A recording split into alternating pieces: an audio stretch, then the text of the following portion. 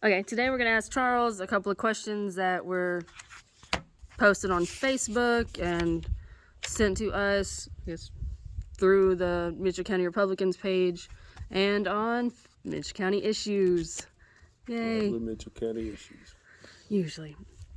All right. The first question is, how, if at all, do your personal views affect your stance on your political views? Personal views affect everything I do. I try mostly to go by the law. I try mostly to go by the Constitution. Personal views affect everything. If you don't have views and you don't have compassion and you don't believe in what you're doing, there's no sense in even doing it. Right, second question, what are the biggest influencers, books, or people on your political philosophy? Well, that's kind of hard. As I was growing up and learning how to vote, I guess it would be Ronald Reagan. I enjoyed him as a president. He was a great president. Biden has influenced me a whole lot in deciding that I don't ever want to be a Democrat. His inflation is horrible. Some other folks like Ted Cruz. I like Ted Cruz. I like to listen to him. He's pretty good on his constitutional viewpoints. But man, he sure does need to do a lot more work in Congress. As far as locals, I've really not had a whole lot of folks that influence me locally. I've had different city managers that have tried to push me in different directions, but my views are mostly my own. Okay, all right. What is the role of the county government in the lives of its citizens? Well, county government needs to play as small a role as it can. It needs to help its citizens with roads, bridges, emergency situations, but mostly it needs to stay out of their lives. We need less government and not more government. This one. On the topic of conflict resolution, how skilled are you at being able to diffuse a situation among those trying to reach the same goal? And are you willing to work in a position presiding over others where conflicts may arise? That's all I've done all my adult life is conflict resolution. As an officer on the street, I've had to do that on a daily basis. 5 years ago, when I took over, 4.5 years ago, almost 5 now, that I took over as chief of police, I thought I could use my skills as an investigator because my last job at the police department was an investigator, and I thought I could solve a lot of crimes and help them out a bunch and make it better. And what I learned very quickly was 99% of my time was spent dealing with employees and conflicts that they had with each other and conflicts that they had with the public and things that they might or might not have done right or wrong. That's all I do is conflict resolution. That's mostly my job as chief of police. One question on Facebook is about the, what's it called? Economic development. Yes, and where do you see Mitchell County? How do you want us to grow? What size of town do you expect us to be? Where do you see us in 5 years, 10 years down the road? Well, I like us the size we are.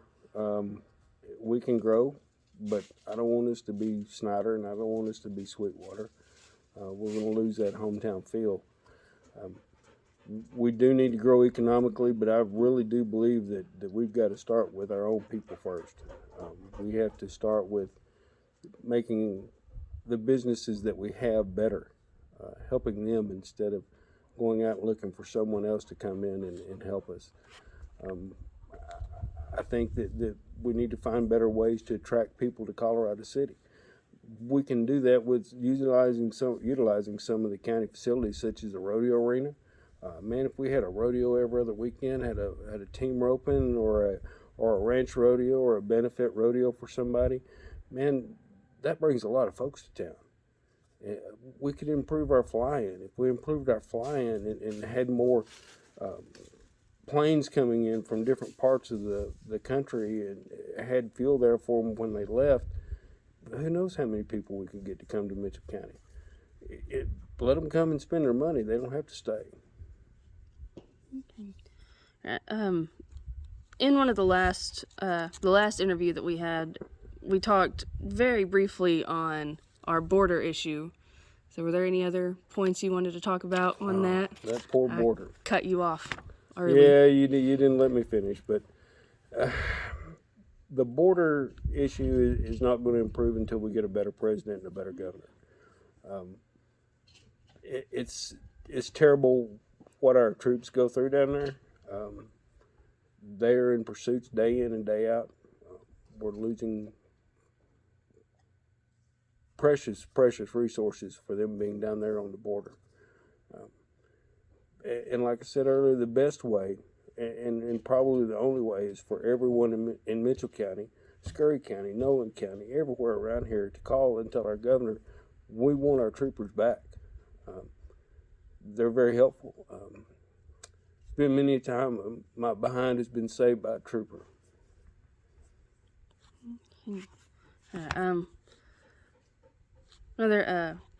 Everyone wants to know, why are you running? Wow. I've given this a lot of thought. It started out as nobody was running. People came to me and said, hey, you need to run for that. And then all of a sudden, God and everybody's running for county judge in Mitchell County.